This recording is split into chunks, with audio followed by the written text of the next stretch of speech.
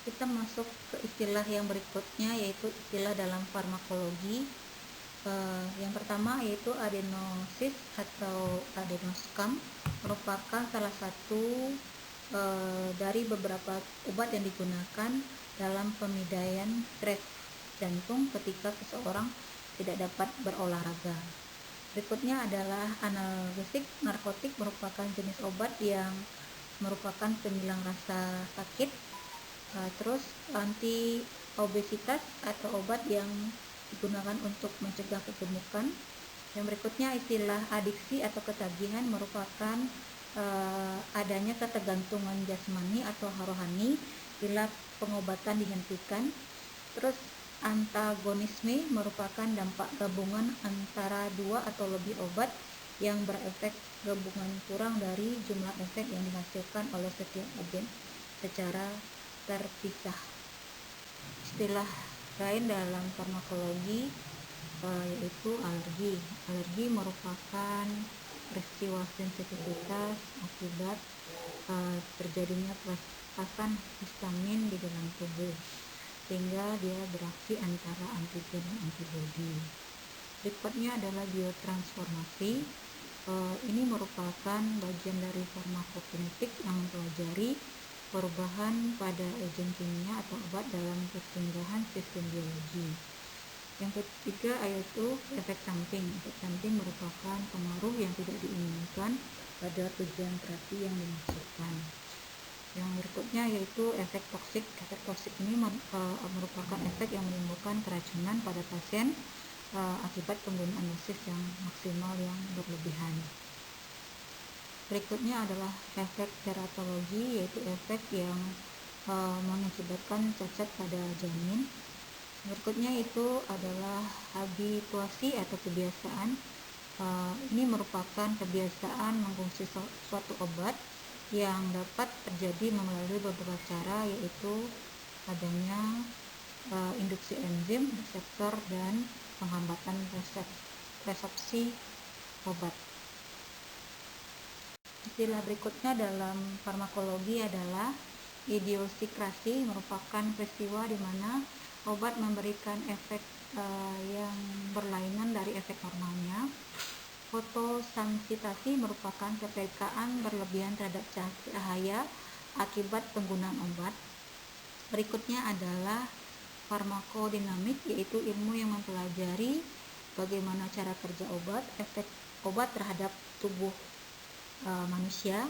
Terus farmakokinetik merupakan ilmu yang mempelajari cara pemberian obat serta bagaimana obat itu bisa masuk ke dalam tubuh dan bisa dikeluarkan melalui tubuh.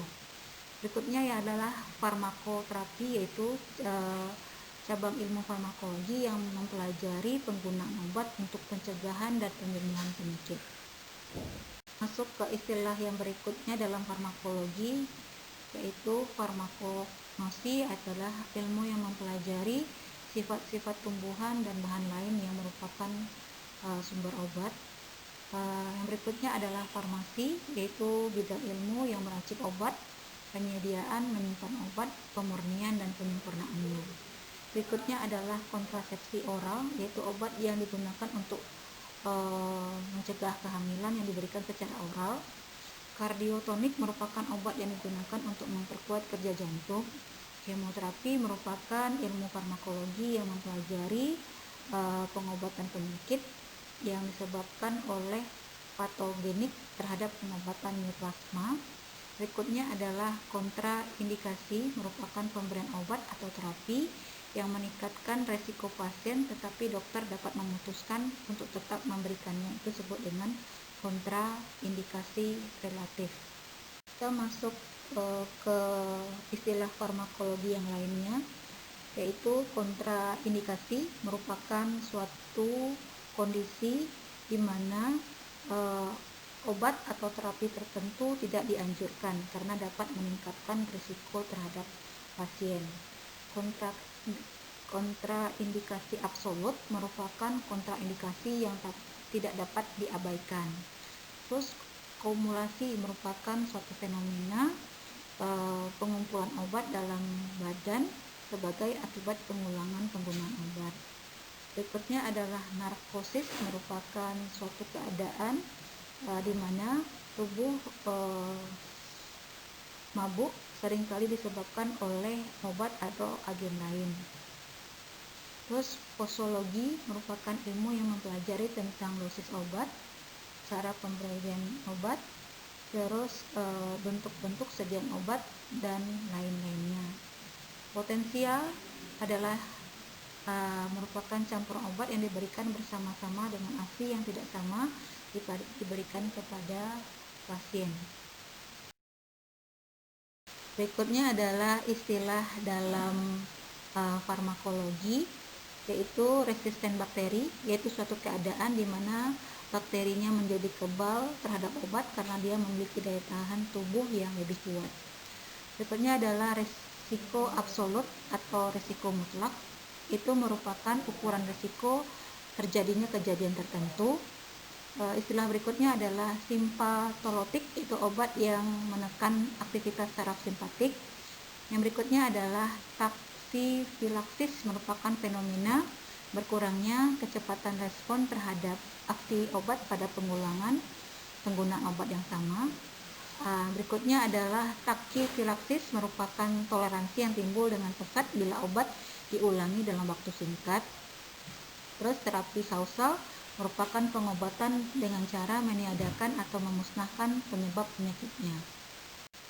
Kita akan membahas istilah berikutnya dalam farmakologi, yaitu terapi simptomatis, merupakan pengobatan untuk menghilangkan atau meringankan suatu gejala, sedangkan penyebabnya yang lebih mendalam tidak dipengaruhi. Istilah berikutnya yaitu terapi substitusi, pengobatan dengan cara menggantikan zat-zat yang seharusnya dibuat oleh organ tubuh yang sakit. Berikutnya adalah istilah toksikologi, ilmu yang mempelajari tentang keracunan zat kimia termasuk obat. Istilah berikutnya adalah toleransi obat, peristiwa di mana dosis obat harus dinaikkan terus-menerus untuk mencapai efek terapeutik yang sama. Berikutnya adalah vasodilator, obat yang digunakan untuk melebarkan pembuluh darah. Berikutnya adalah virus statika, merupakan obat yang menghambat pertumbuhan virus atau membunuh virus. Baiklah, kita masuk ke istilah yang terakhir dalam farmakologi, yaitu obat generik. Obat generik adalah obat dengan nama resmi internasional yang ditetapkan dalam Farmakope Indonesia. Berikutnya adalah istilah obat generik bermerek. Ini merupakan obat dengan nama dagang yang menggunakan nama milik produsen obat yang bersangkutan. Sedangkan obat generik berlogo adalah obat generik yang diproduksi sesuai dengan kandungan zat aktif dan dapat diproduksi oleh semua industri farmasi yang mendapatkan sertifikat cara pembuatan obat yang baik. Berikutnya adalah istilah obat paten. Obat paten ini merupakan obat yang masih memiliki hak paten dan hanya dapat diproduksi oleh produsen pemegang hak paten. Di sini dulu materi kita. Mudah-mudahan materi kita dalam pertemuan ini bisa bermanfaat pada saudara. Akhir kata, saya ucapkan banyak terima kasih. Assalamualaikum warahmatullahi wabarakatuh.